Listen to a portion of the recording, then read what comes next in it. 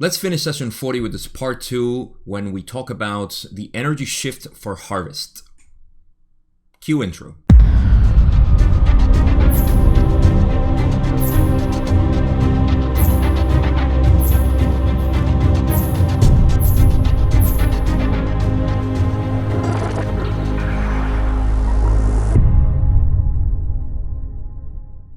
In the last session, I left you with a cliffhanger in terms of the harvest because we finished talking about all the physics of metaphysics and vibrations and all the densities and frequencies and all that stuff. So I wanted to leave this part for a second video, which is this, and we're going to continue on with that.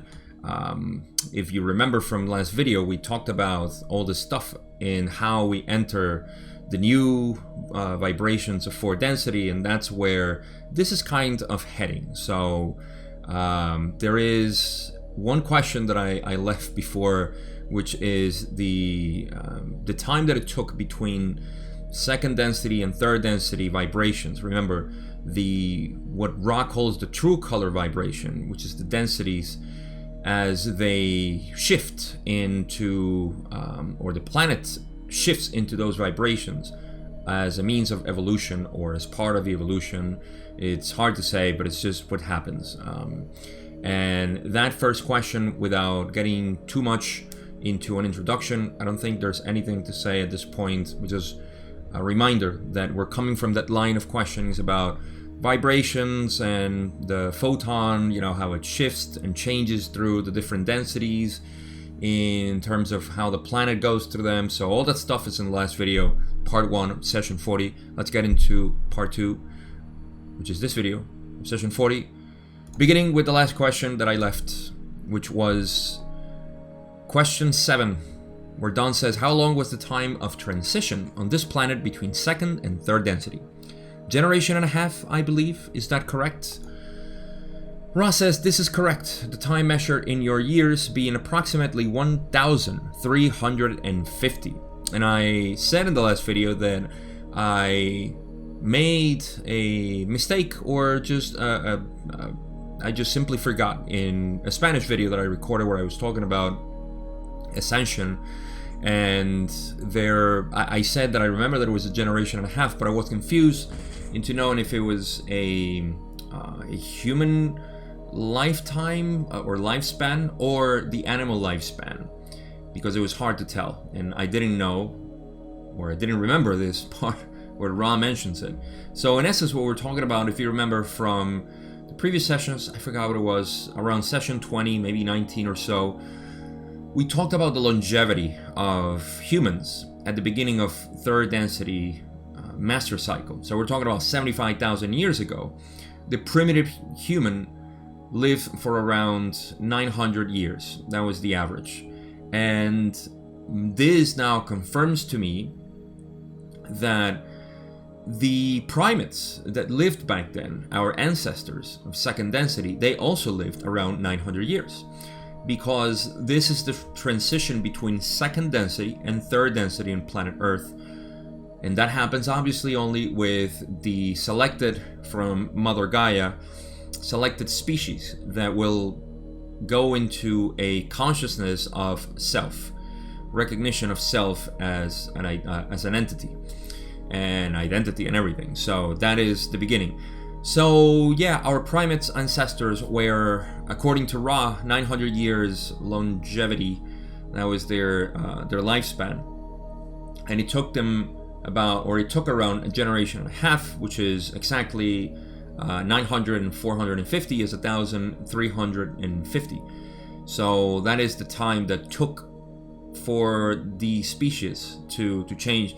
And now it's curious to realize that it only really meant that one generation, say, had, I don't know, there's many ways I can see this. Let's say we cross that discrete boundary of vibrations, and the primates gave birth to a new sort of species. And that one was kind of mixed between 2nd and 3rd, because parents were 2nd and now they were getting this dual activated body, which is really what's happening now as well as we near the end of the cycle, with dual activated bodies of individuals, entities that have third and fourth density bodies activated. That's a whole other discussion, but you can see it as somebody who has their fourth density body, which is an etheric body. I don't think Ra refers to the etheric body. I believe is sixth density. So this would be astral body. I'm not sure, but in any case, loving body. That loving body is there, and it's a lot easier for them, or these dual activated people, which we have no idea how to measure them or to know if you do or you don't. This doesn't mean that we can't, if it didn't come with dual activated body. It just means that we need to activate it, purposely. But you can see the new generations actually in this, and I'm going a little off track, but it's relevant information, especially for us who are going through this transition. You can see it in children now, that they're easier to absorb information that is loving, caring, compassionate, and just simply normal for them to be this way, right? Our generation, of course, exhibits to, I'm talking about me, I'm almost 40 years old, so 80s and 90s kids. We are Nintendo kids. We're a lot more in tune with these vibrations than our parents, and them as well more than their parents, and so on. So it's been a gradual transition. It's going this way. So in any case, we have the information about second density in this way. So I keep going with I got sidetracked here. But see, one way of seeing it is that way. Second density gives birth to a sort of mixed second and third density, and then the other half generation would be the offspring of this new mixed dual activated second and third sort of species. And now, from there, it's refinement, and then that species may have a percentage of second density. I'm going, off my head here. This is nothing I've read in the raw material, just me speculating. So that's the refinement that happens between a generation and a half, and it could be, that the offspring of the mixed species has already the majority of the third density consciousness, body, everything, and their offspring will be fully third density. So something like that. It's my thinking, which I believe it's happening now too. All the children here have, to me, their fourth density activated body, especially after 2012, where seniority of incarnation defines the type of entity that can incarnate here prior to the final harvest or final ascension or the transition completely. So that's that's a good alarm to say. Keep going. So yeah, that's all I can speculate here. Hope it helps. Let's go into the next question. Don says, then what will be the time of transition on this planet from third to fourth density? Ross says, this is difficult to estimate due to the uncharacteristic anomalies of this transition. There are at this space-time nexus beings incarnate which have begun fourth density work. However, the third density climate of planetary consciousness is retarding this process. At this particular nexus, the possibility-probability vortices indicate somewhere between 100 and 700 of your years as transition period. This cannot be accurate due to the volatility of your peoples at this space-time. So, Don is asking a really good question, like a follow-up right away, like what would be the transition, the time of transition between, third and fourth density now, since we asked this. And as I alluded before, Ra is saying that, it's a good question. This is where, some people I've heard different estimates as to what this means, or, what would it be, given the last question, but this is how I interpret it. First, let's go little by little. This is difficult to estimate due to the uncharacteristic anomalies of this transition. We know that we have a huge anomaly here in terms of the planetary consciousness, where we are at this point at the end of the master cycle, and we're having a difficult time to even be bright in yellow. Like, yellow is a very opaque sort of color in our subdensity planes. Why? Because, and this, we'll get very deep into this as we go on, especially in the next session, but we don't have, at this point, at least from the moment of this recording, September 2021, I see, and everybody sees, that we don't have a societal structure for a service to others. This is maybe coming up now, but this is the premise of third density work. Of course, we don't need to have the societal structure, the social complex that is required for social memory complex eventually, because we can do this individually, and that's fine, but as a collective we don't have that support. It's almost like we don't have schools, even though I'm not a proponent of schools, but you get the analogy here. We don't have the institution. Oh my god, institution is a bad word, but we don't have the tribe. We don't have the third to fourth density tribe. So that's what's happening. Well, I say, however, the third density climate of planetary consciousness is retarding this process. Okay, yes, I said that, or I explained that part. At this particular nexus, the possibility-probability vortices indicate somewhere between 100 and 700 of your years of transition period. I don't know why Ross said this. I don't know why it's 100 and 700 years. Like, is 700 years the maximum? Is it going to be more? Is it going to be less? They say also that, this can be accurate due to the volatility, which I'll explain in a little bit. But we're talking about 100 years, so that puts us in 2081 all the way up to, I can't make the math, 2681, is that what it is? I guess. So we are, it's a long range, but when you consider the time frame of all these transitions, remember it took 1,350 years to make the transition between second and third, but that was also because of our longevity back then. So I'm not sure, how this is going to be. The thing is that it's a little difficult, in my opinion, to compare second and third to fourth. Why? Because second to third, it's mostly a change in DNA and animal behavior, and this new bright consciousness that will shine, in the brain as everything has accustomed or evolved towards that. Now we have the ability to have language and to get together, and now our body change physically too to depend on each other and so on. So, it's a mostly physical thing that happens, whereas the shift between third and fourth is a metaphysical one as well. Like, the body will change as much as consciousness change from animal to human. You understand what I'm saying here? You will get more metaphysical change as in terms of heart opening and further energy centers, if you want to and if you can, than physical changes. The physical changes will be as a side effect, actually, of the metaphysical changes that we have to make. This is my speculation, though. So yeah, the volatility of our peoples is raw at some point. I forgot which session this is. This is further down the line, I think. We haven't covered this. They say that we can shift in one great moment of inspiration or something like that, meaning that at any point our consciousness can shift and everybody say, oh, okay, we are supposed to be a collective.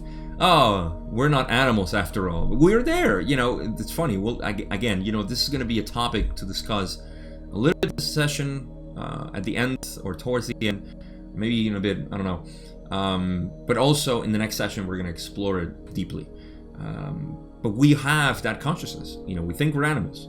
And, that realization is really the stepping stone for us to say, oh, now that we are a collective and that we depend on each other and we depend on the planet too. That's another thing that nobody cares. I mean, we're destroying the oceans, we're destroying the Amazon and so on. I mean, it's not going to prevent the session. It's only making it more difficult. It's all there is, and that's why, in terms of planetary changes, I think I've had my share of that. At the beginning, I cared a lot because I didn't know all this ascension process, but as I got deep into the raw material, it's not that I don't care about the environment, of course I do, but to think that we're going to destroy ourselves, that's not going to happen on a metaphysical point of view. Climate change is happening because we're destroying the planet, not because climate change, is a thing other than the political one, or rather the political one is the fake one. We know things are changing naturally, it just happens. But we are accelerating some destructions, which is normal. But in any case, I don't want to get into climate change. But these things are minor. These things have nothing to do with ascension. And yet, we must realize that obviously we depend on the Earth. I mean, we are an organism. We're a cosmic organism. We need to at least realize that we're a collective organism with the planet, but we haven't even realized that we are a collective species. We are in survival mode still because somebody decided to twist everything that Darwin said about the origin of species, and they said, it's a survival of the fittest, which he didn't actually say. It's just, you can see how much political and institutional arrogance has gotten in the way for this, but I strongly digress. Deeply digress. Let's go into the next question before I keep going on my rant. Question 9, session 40. Don says, has the vibration of the basic photon of all our particles increased in frequency already? Great question. Ross says, this is correct. It is this influence which has begun to cause thoughts to become things. As an example, you may observe the thoughts of anger becoming those cells of the physical bodily complex going out of control to become what you call the cancer. Wow. Okay. I hope I have enough time. Maybe this session's going to run a little bit more than an hour. I'm not sure. We don't have that many questions left, but there's so much to talk about here. Okay, so let's go back, rewind. In the last video, we talked about the basic vibration of the photon in terms of densities and how that affects the environment in which evolution happens in terms of densities. Entities evolving, right? So basic vibration, as a recap, from second density to third density changes geometrically to a different type of pattern that is just a way of saying we evolve. And the same thing happened already, as Don intelligently surmised that it changed already because we crossed that, and we're going to get into that too, into how we crossed it, when we crossed it, and the whole thing. So as a basic change, we are evolving. But the evolution, like I said before, it's not so much physical, even though physical is a side effect, as cancer is a side effect of the changes metaphysical. See how all is interwoven? So what they're saying is that, okay, a change, we're in 4 density now, and it's this influence which has begun to cause thoughts to become things. Now, there's 2 things here. Well, first of all, everything. Manifesting. You see how, lately everybody's been talking about the law of attraction and manifesting things, and, listening to this music for 5 minutes and you'll manifest your life tomorrow, that kind of thing. I love society's idiosyncrasy. So, manifest everything.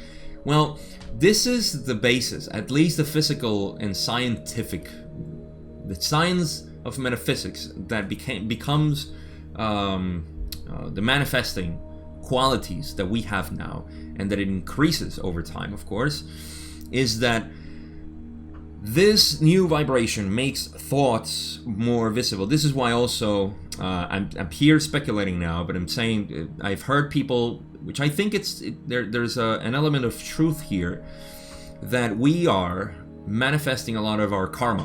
Whatever karma is almost instant right now. So we got to pay attention to what we do. Also, we have a possibility to manifest the reality that we came here to experience. That means that all that we have avoided before, it's coming faster to us. And the key thing is acceptance. Accept anything that's going in your life, and you're going to see how smooth it goes. It sounds simple, but it is simple. It's that simple, actually. Accept your reality as it is. No matter where you are, how much you got, or whatever it is that you value or don't have, then you should value less, or value as a not a transient thing, but as a intemporal thing. I mean, there's so much to say here, but all of that is causing to manifest our reality, because our thoughts, what we want, and a lot of our thoughts, the majority of them are subconscious. A lot of them are unconscious too, which are programmed, as we have seen catalysts in the past sessions. I mean, everything gets connected here when we talk about 4-density vibrations as the basis of evolution of the mind-body-spirit complex, because it's all united here.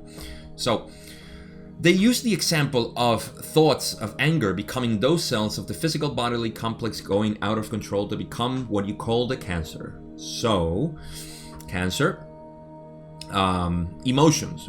That's another science that has been evolving recently, which is phenomenal. How our emotions actually are trapped in our body, and that over time, as we ignore it, and a lot of it is subconscious. And which means that it comes as a catalyst, but we're still kind of like, oh, no, I don't want to deal with that. It will eventually become disease, because it's dis-ease in the body. There is a unnatural vibration caused by emotions in your body, which your tissue responds to naturally. You are rejecting a part of you, and if cancer is anything, is literally a rejection of the body. The cancer cells are completely foreign to our DNA and the way we're supposed to behave biologically. So cancer is that. And thoughts of anger are rapidly changing, I would say, into cancer. This is also, I mean, I don't know what other emotions may cause cancer too, but you can put all the negative emotions into the bag of disease, whatever it may be. You know, it could be inflammatory disease, it could be whatever, calcification, or atherosclerosis. I have a problem saying that in English. Atherosclerosis, I think it is.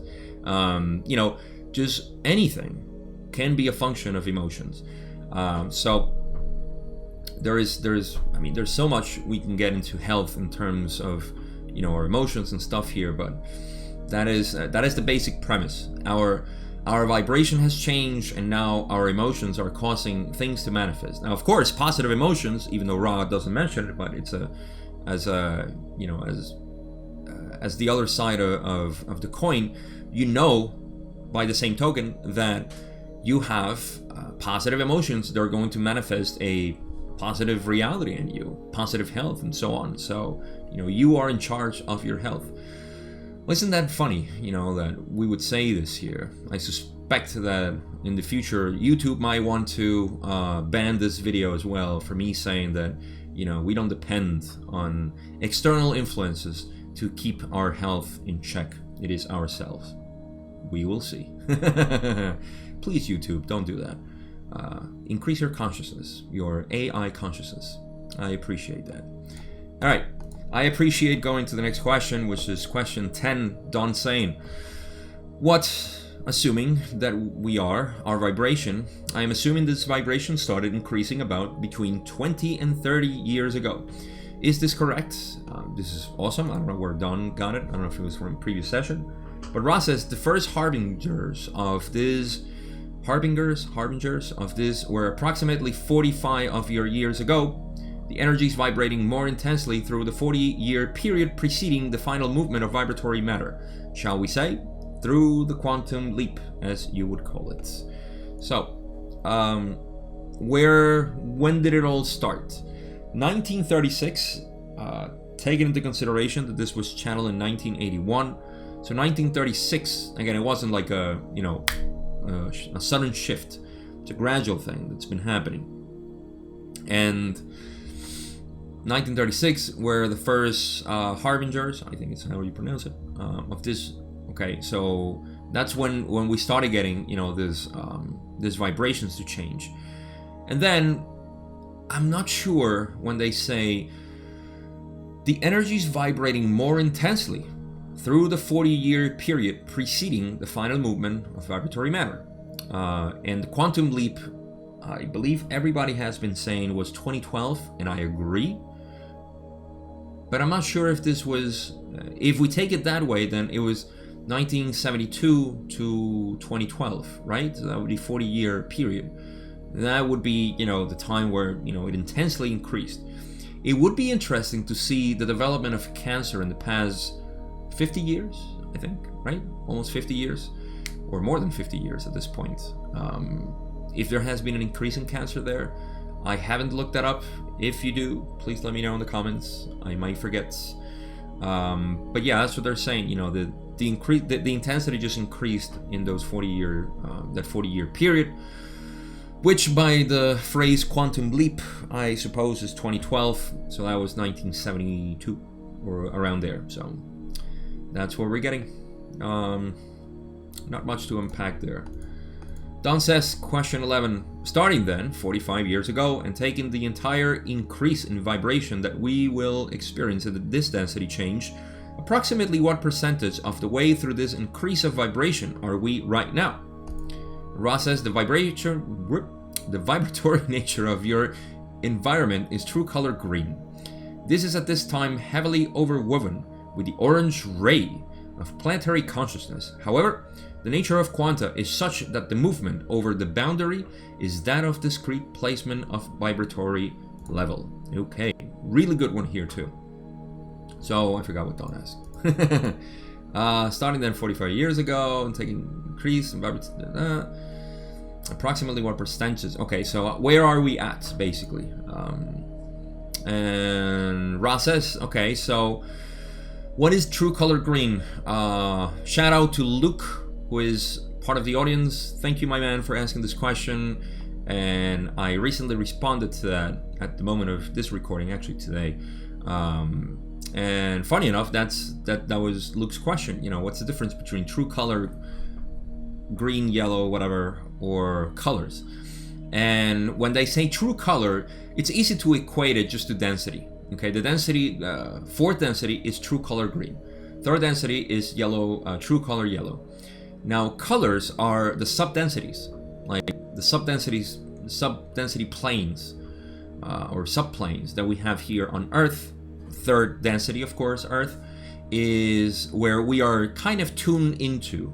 I see, I just want to see it in a 4D aspect, 4D being four-dimensional of space, that we are flowing as a prism of a prismatic instrument, which we are, through this subdensity. So yellow color is our Manipura chakra, third chakra, and that is that's yellow. But that yellow exists in true color density, true color yellow, which is third density. So that is the difference between true color and colors, densities or subdensities.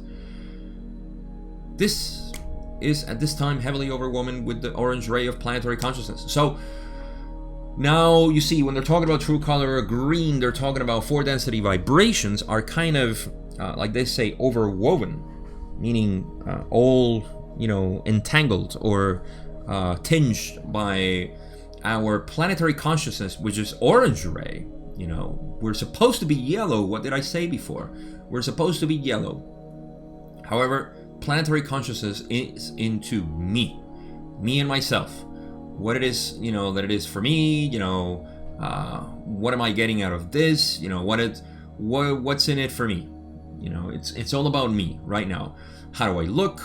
How do I, who am I? In terms of society, but not in yellow ray. We're not even in yellow ray, as a societal. Planetary consciousness is in orange. We took a step back into animal. With our new consciousness, we just took a step back into animal. So yeah, this is greed. This is, territorialism, and see, oh my God, we're gonna get so much into this next session, but just to give you an idea, our political structures are based for yellow ray development in the negative.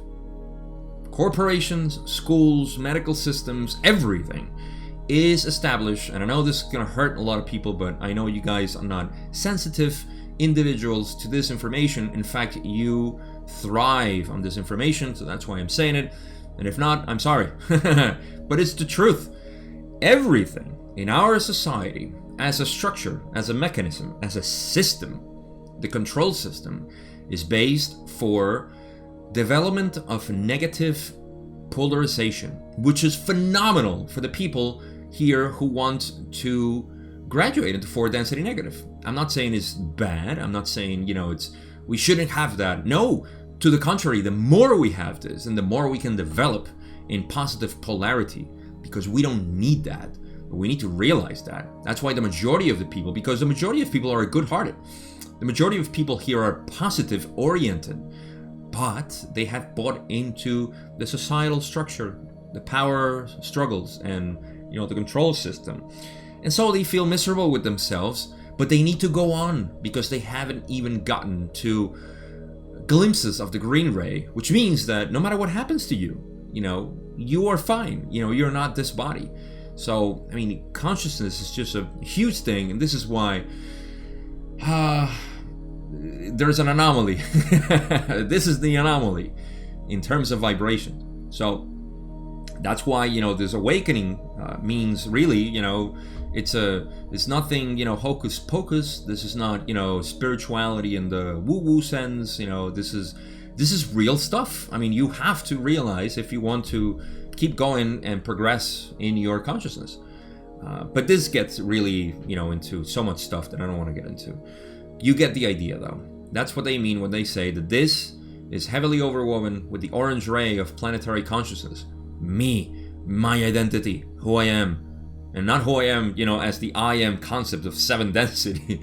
Not that one. It's actually orange ray, I am, I exist. I'm an animal.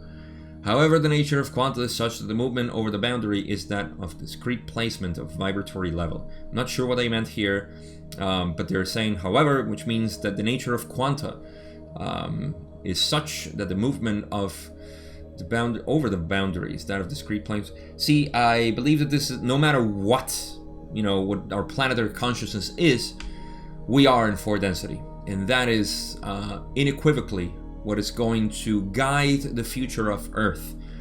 There is no elitism, there is no Illuminati, no cabal, no nothing that is going to go over the cosmic plan. This is another thing that it's easy to understand in the law of one context and in the model, that is not, some saviors, ETs that are going to come here and, oh my God, we're going to be saved and Jesus comes back and blah, blah, blah, and all this stuff. No offense to people who are sensitive to this.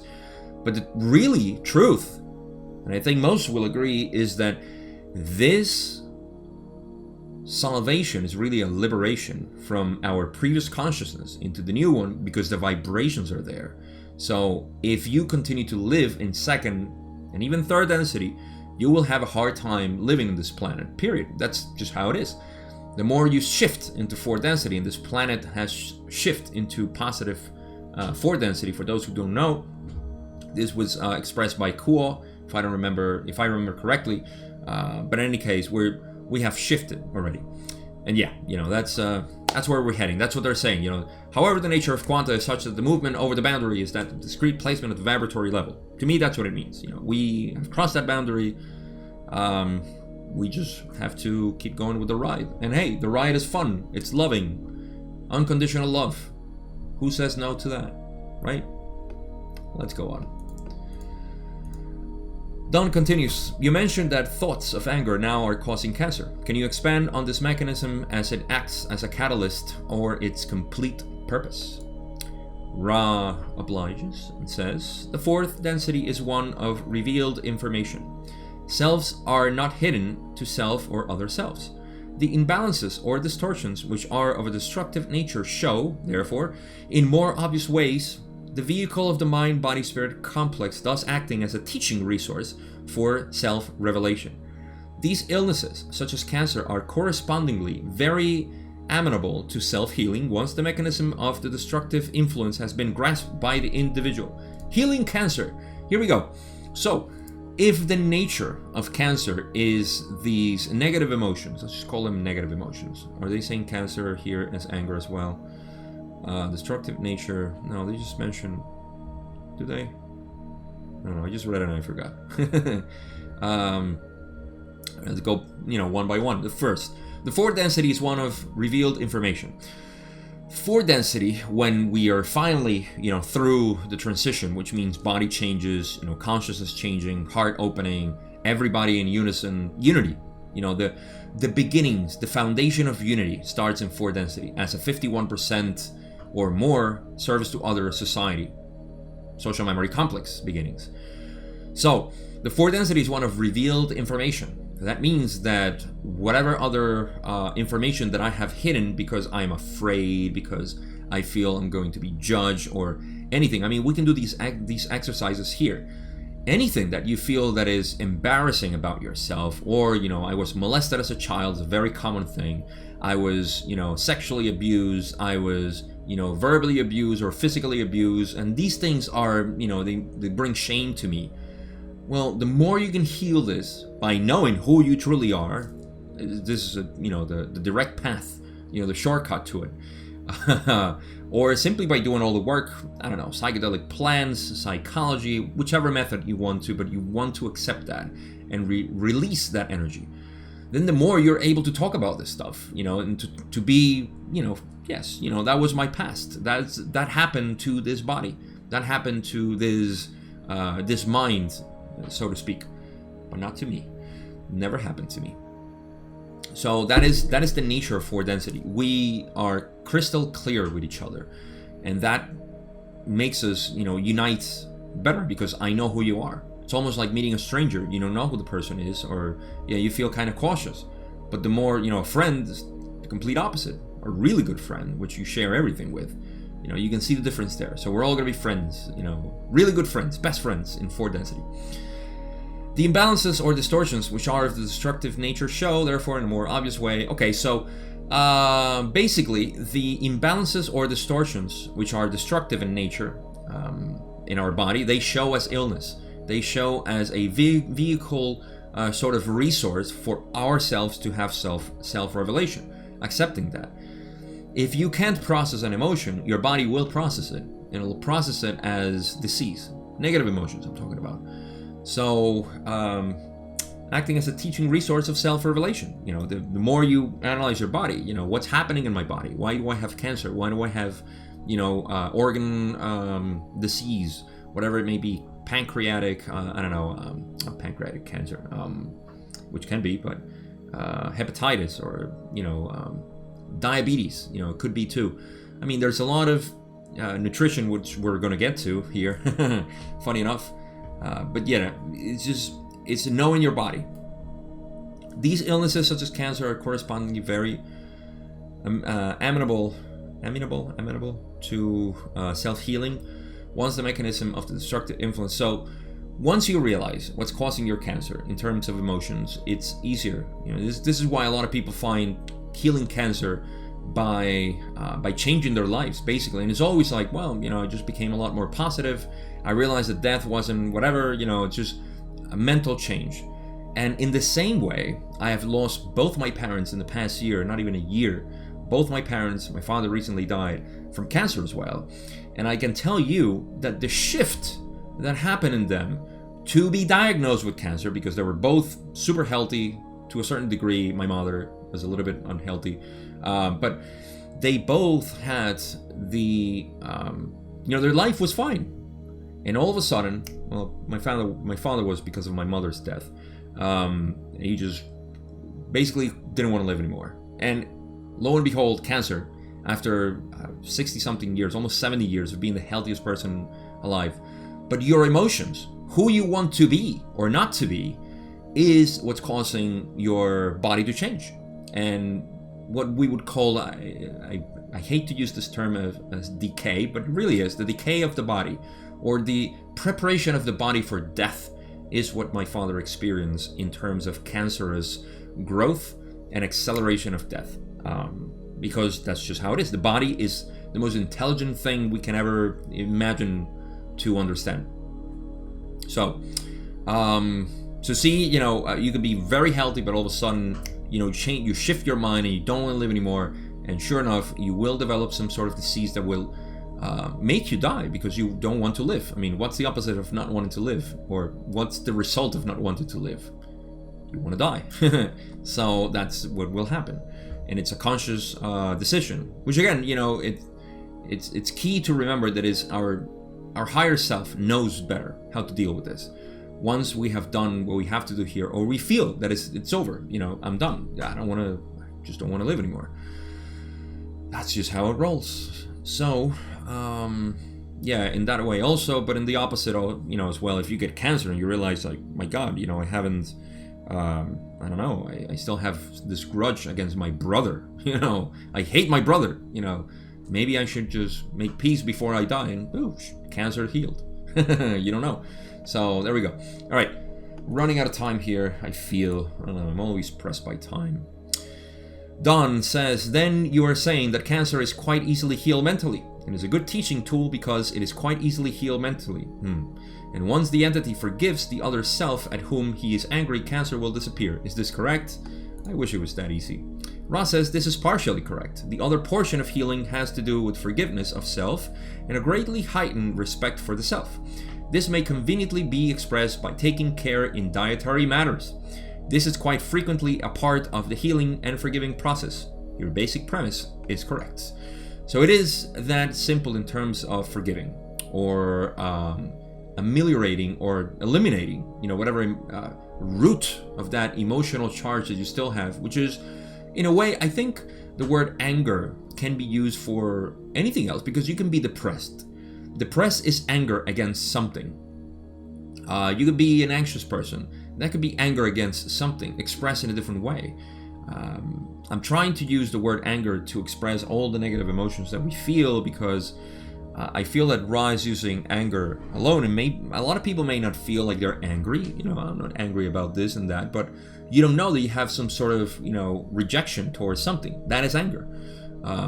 You need, the opposite of anger is, joy. I mean, you have, I think, in terms of emotion, I don't know if it's appropriate to have specific antonyms for emotions, but in this case, we have that. We can switch to a different emotion and feel the difference, because we are no longer afraid or in anger, or it's so many negative emotions in general. Let's just put it that way.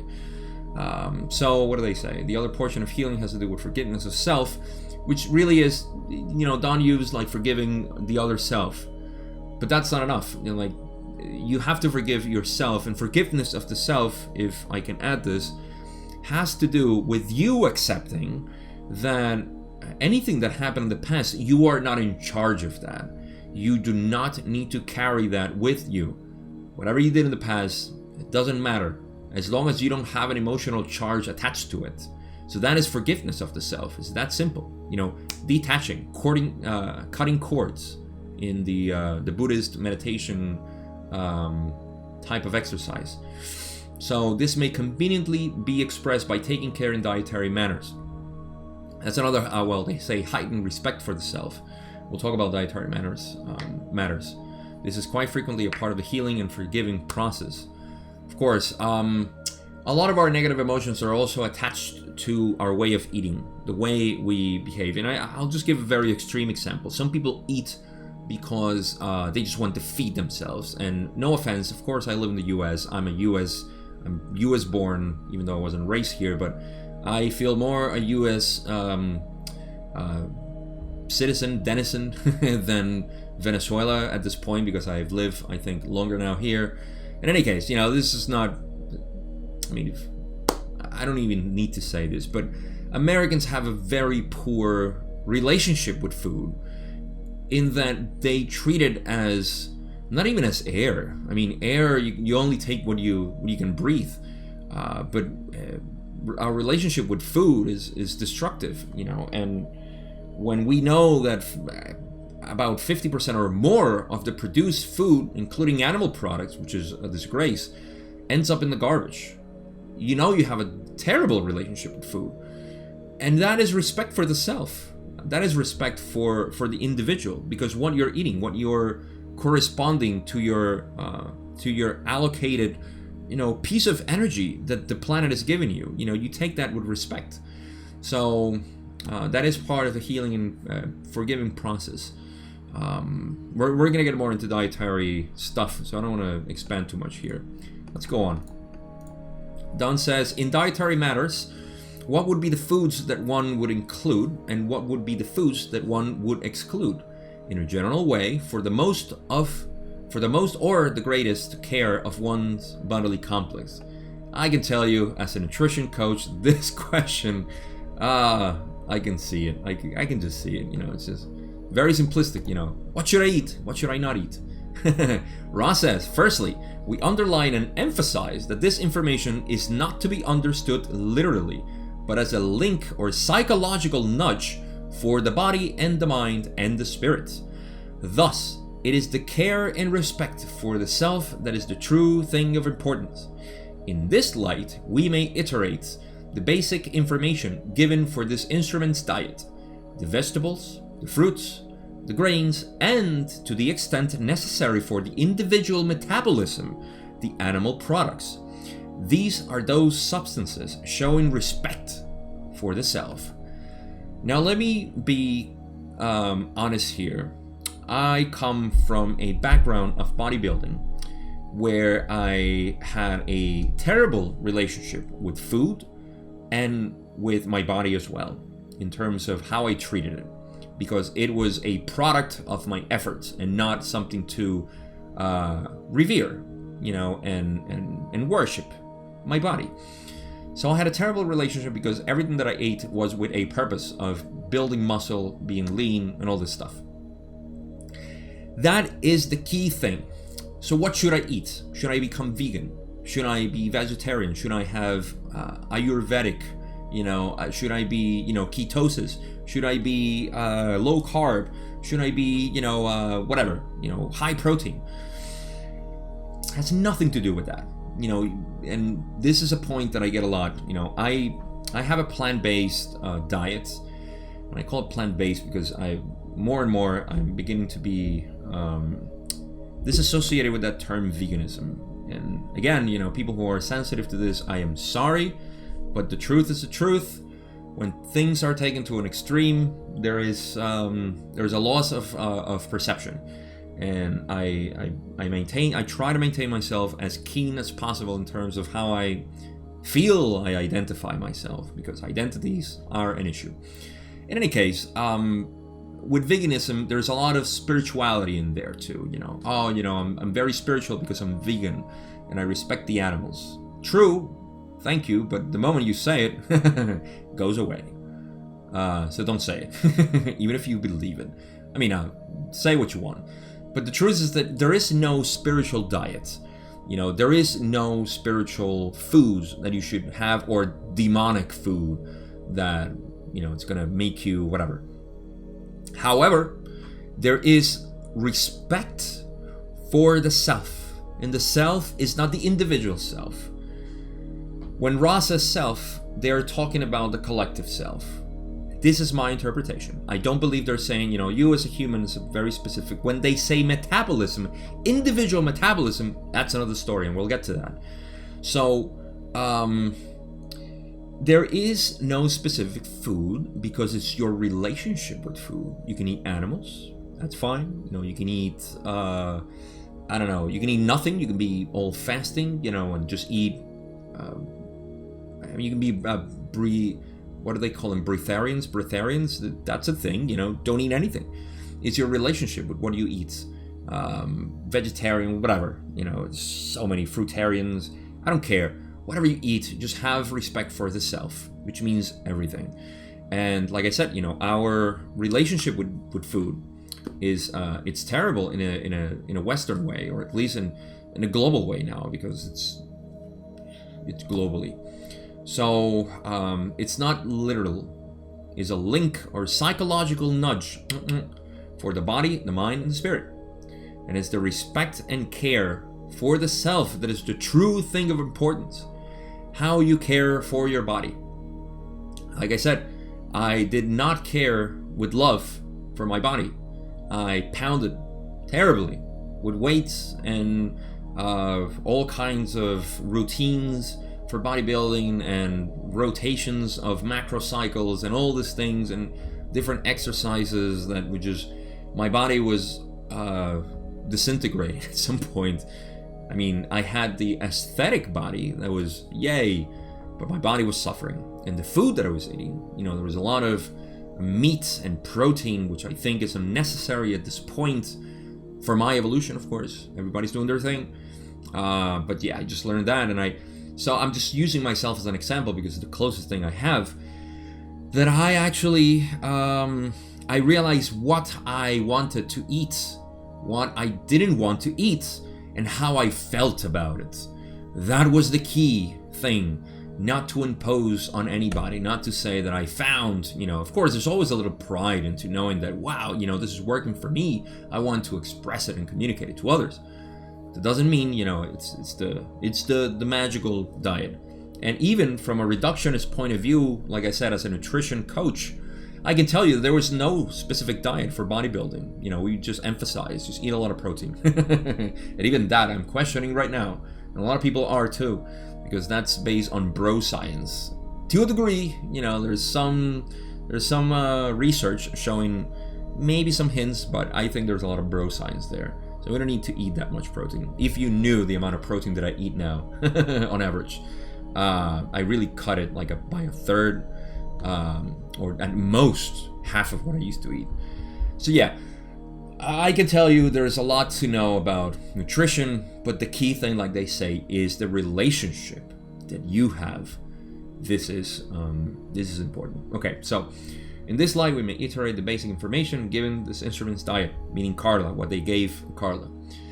I like the order in which they say this, not because I don't eat animal products, because I think animal products are very necessary to the body, but it's a matter of your direction, your ethics, or how you see food.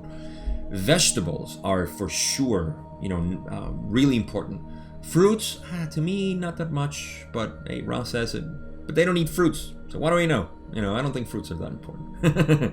But some fruits, okay. Vegetable, fruits, grains, of course, yes, they have a lot of nutrients that we don't find in other places. And then to the extent necessary for the individual metabolism, there are people who are not meant to eat certain foods, certain animal products. That is so logical. We still have our third density body, which evolved in certain regions eating certain foods. So there are some foods that are not appropriate for certain bodies. We don't know that when we're so mixed like I am. Who am I? Am I white? Am I Spanish? Is Spanish even a race? Am I black? I don't even know.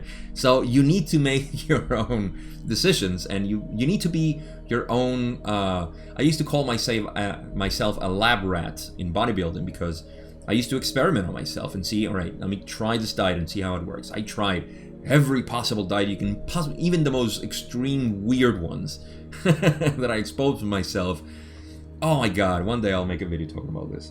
But yeah, you have to experiment. And I love what they say, that the animal products is something that is dependent on the individual metabolism.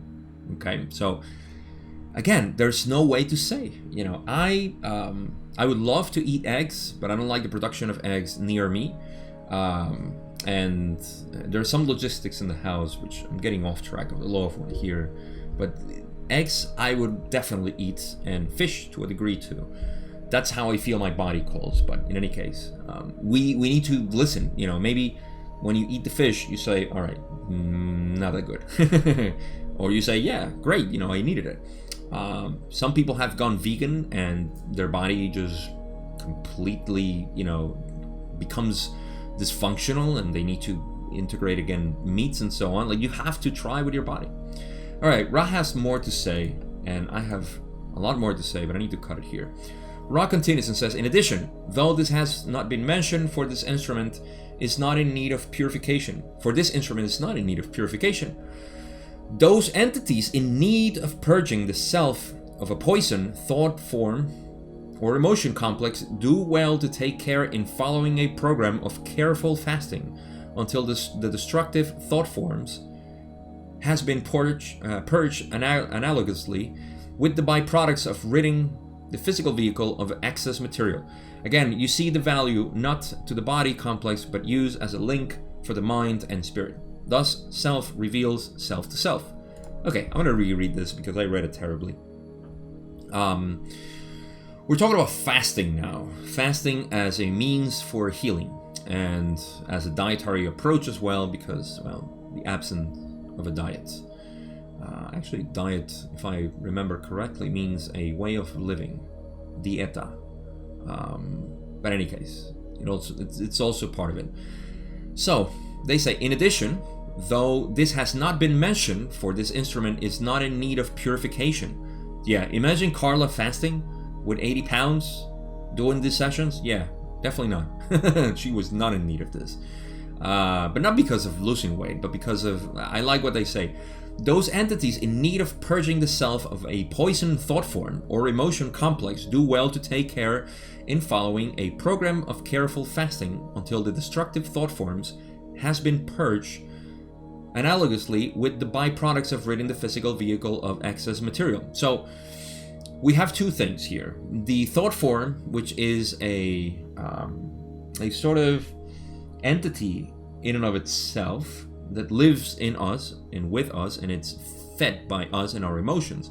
And then there is the excess material, physical excess material, which is, how we purge ourselves physically with a fast. And I'll talk about fasting in a bit. I wish I could expand more because I am big on fasting, and I actually have if anybody wants this stuff, I made it's like a blog when I started fasting a couple of years ago intensely. But in any case, let me know. Again, you see the value. Okay, so the thought form, we purge that. There's a couple of benefits in fasting that I see. First, the physical one. There's a lot. I mean, you can find so much information now about fasting. Even bodybuilders, the intermittent fasting, kind of not created because this was a different. I forgot what they used to call it.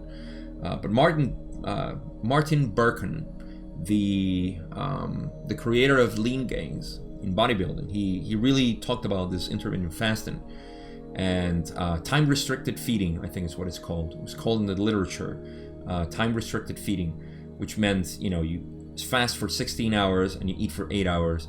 There's a benefit there. There's a benefit for 20, 22, and 24 hours, and beyond that, which people in the clinical studies don't talk about it, but I do.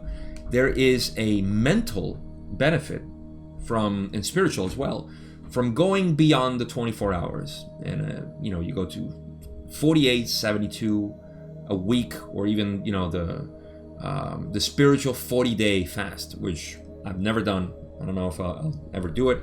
But fasting does create a shift in your consciousness, in your behavior, your perceptions. And I believe that's where the purging of thought forms may happen, because it really is an altered state of consciousness to me. When you go beyond the 24 or 48 hours of fast, I mean, when I do it, it feels incredible. Especially before doing a ceremony with ayahuasca, it's just phenomenal. They recommend fasting for that too. Diet is such a key thing if you want to shift your consciousness. I don't have enough time to talk about all the benefits of this. Maybe in the future I'll start talking about nutrition for spirituality not in a clickbaity way, because it sounds weird, but you know what I mean. So yeah, that's what I think they're referring to, using fasting as a means for purging your thought forms as well as excess material in the body. So again, you see the value not to the body complex, but used as a link for the mind and spirit. See, not for the body complex. Like, it's not, to eat for that or not eat for that. It's just a link for the mind and the spirit, because it does, it does create that connection with yourself. And that's what they say at the end. Thus, self reveals self to self. A lot of selves there, but in essence, it's just you finding out who you are, how you feel, and all this stuff. I mean, again, I can go on for a while here. Don says, question 15, session 40 still. Thank you. A very important concept. Does the fact that basic vibration that we experience now is green true color or 4 density account for the fact that there are many mental effects upon material objects that are now observable for the first time in a mass way, like the bending of metal by minds? Whoa, this is so 80s. Ra says, this shall be the final query in total of this working. This is not only correct, but we suggest you take this concept further and understand the great number of entities which the so-called mental diseases being due to the effect of this green ray true color upon the mental configurations of those unready mentally to face the self for the first time. All right, so mental metal bending, like the Matrix. I always have a spoon here. Not always, but sometimes I have a spoon here. I don't have a spoon here, but the Matrix, bending the spoon. I'm not sure how this works. I'm not into this, even though I know there's been research and there's been observation. I think in China, for some reason, there was a lot of this. So I'm not really familiar with this metal bending. But Ra says that yes, it's not only correct, but they want to take it further into the. I like how they always bring it. To me, Ra is like Buddha, metaphysical Buddha. That's how I see it so many times. Metaphysical Buddhism, because Buddhism is not about metaphysics. So this is Buddhism, metaphysical Buddhism. They take it like metal bending is a thing, but also take it to the effect that. Oh, by the way, the question was, these vibrations. I think you got it at this point. True color green vibrations, how they affect, the conscious being into doing, extraordinary things. But Ra also, takes it to that point to the entities with so-called mental diseases are because they're not ready to believe, or not ready. Yeah, they say unready mentally to face the self for the first time. I'm not sure if this means mental disease in, say, because we call, and I would agree with Ra in this way. I'm going to interpret it this way, but I'm going to leave space for interpretation that they also meant people with so-called mental disease like Down syndrome or autism or any other disease that we called, that we may call somebody who has a different state of consciousness, because that's all it is. It's a different state of consciousness. But we, with our control system, we say, oh, this person is not fit for, doing the grind work. Good for them. So happy for them. They don't have to go into that grinding machine. So we say, they're limited, they're handicapped, and they're this whole thing. And to me, it's just, you just see the world differently, man. Good for you. I mean, we should learn from them. Actually, we should learn from them and not toss them aside like, oh yeah, mental disease. So I don't know if they refer to that, but because also in psychiatry, we call mental disease almost anybody who has, people with, LSD experiences. We may call them, got a mental disease. Schizophrenia to a degree. I mean, depression can be a mental disease. I mean, what do they call it?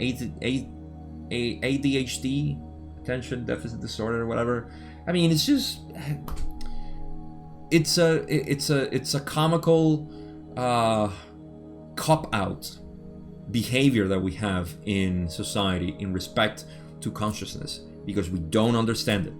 And so I don't know if these people who are prone to mental disease are simply those who cannot or are unready mentally to face the self for the first time, because what does 4 density mean? Apocalypse means revelation, or lifting of the veil, revealing, right? What is it that's being revealed? The veil is taken out and you're revealing yourself, who you are. You are God. You are the universe. This whole thing is you. Everything that's happening is you. I am you. You picked me to talk to you about this in this moment. You are doing this. It's not you as the individual identity. It's you as the universe. So all of us are just, the same person talking to itself. That is the real insane one. The creator is insane, talking to himself or herself. Don't be offended. I'm always cautious about this stuff. Why? Herself, himself, whatever. Creator, genderless. All right. I think that covers that. Last question. 16. I don't know. Did Ross says to have whatever? Don says just two more questions. He means, with respect to what you just said, would then people incarnating here by seniority of vibration who incarnate for the service to self path be ones who would have extreme difficulty mentally with this green ray vibration? Good question, but Ross says this is incorrect. It is rather the numbers who have distracted themselves and failed to prepare for this transition, yet who are somewhat susceptible to its influence, who may be affected. And that is the end.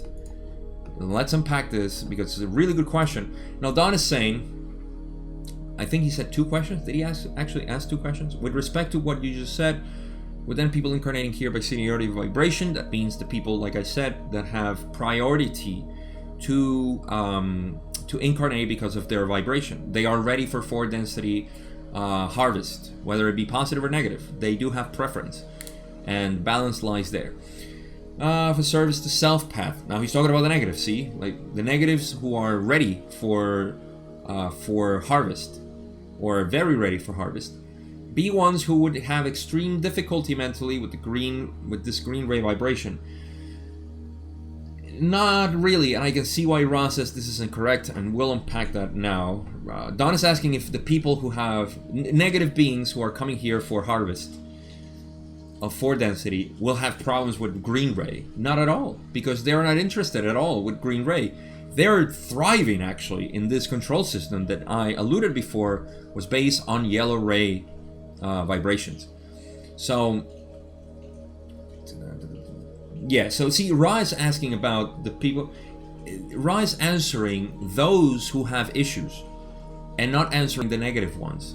My speculation is that the negative ones, obviously, when they come here, they use the yellow ray vibrations to their benefit. They don't care about green ray. You know, that Drake meme, you know, it's like green gray, you know, yellow, yellow ray, yes, let's use this because they need to. That's what they use. They use red, orange, and yellow to polarize negatively. So that's my speculation. Ross says it is rather the numbers who have distracted themselves and failed to prepare for this transition. So basically, all those in the and you can see this. I mean, this is a collective mental, so-called mental disease that everybody is suffering, and misery and depression and anxiety, fear, jealousy, envy, blah blah blah. All of this is happening because people haven't prepared for this. It's not their fault. It's not them. It's not their responsibility. Well, it is their responsibility, but it's not. They're not guilty of it. They're just, you know, receiving what came from prior ancestry heritage. So they failed to prepare, yet who are somewhat susceptible to its influence. So see, susceptible to its influence, to the green ray, because they want to feel the green. They're feeling the green in them because they're positive. The negatives, like I said, they don't care. Like green, no, I know that's not for me. I need yellow. Manipulations and so on. So they are susceptible. The positive ones are susceptible to this green ray, and that's why they feel affected. So that's what Ra is saying. We have come to the end of the session. I hope this makes sense as usual, because lately I go on a tangent, but I think it's important to discuss this and put into context a lot of what Ra says. This session kind of prepared also session 41, or prepares us for session 41 in terms of how we're going to analyze. I think I'm going to cover it in the first video next week. Session 41, because of the orange ray consciousness that we have, there is so much to unpack there. But that's it. That's all I got here. Conclusions. We have a couple of things, so many things actually, to talk about here in terms of our transition, our ascension, our harvest to 4 density, and how we prepare for it, which is at least I made a post on Instagram recently, which was pretty successful. People liked it. I was surprised. I'm not a big Instagram user, but I don't know, I just felt called to do this, and I said, let me do it. So in this post, I show, you know, where are we at and what are the possibilities. And I mean, you should go see it. You know, it's all in black and letters, and you'll see it. You'll find out. Chakras are there, energy centers, and society, how we're still in the red and orange. And so for us to understand that we have available this heart to perceive the creation with the heart only. We're not required to go further. Just open the heart. That's it. From there, you can go on for density, and we'll have a better planet just because of that. But we're not even there. We're in yellow. Actually, I said yellow. Mistake. We're in orange as a collective. So the more we can actually open the heart, we will influence more people to it. So that's just how it works. So that is part of the transition.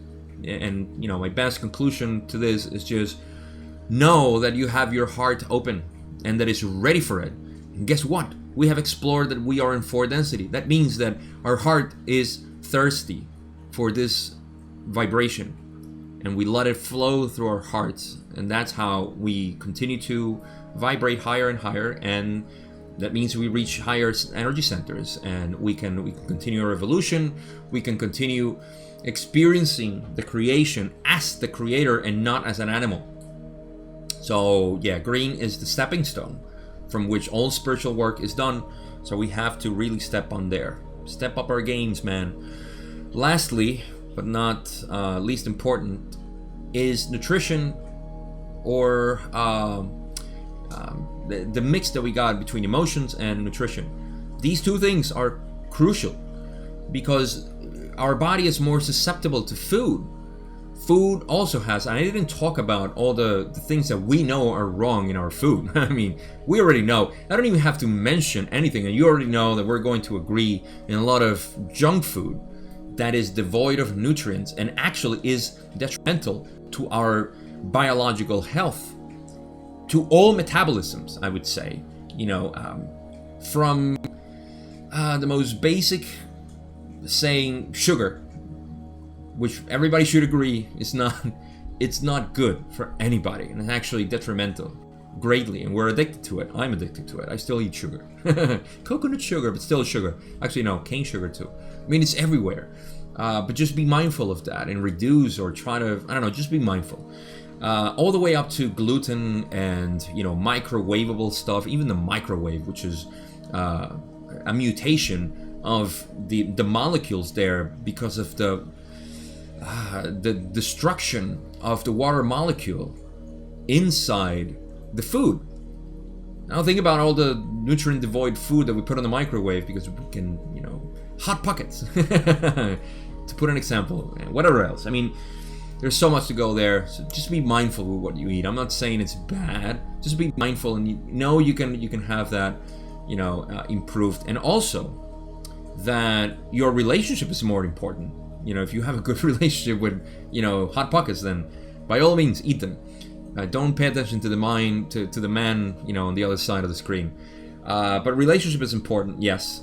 And finally, yes, the emotional charge of our psyche, you know, it's really dictating our health. So keep those in check. Those are my best conclusions.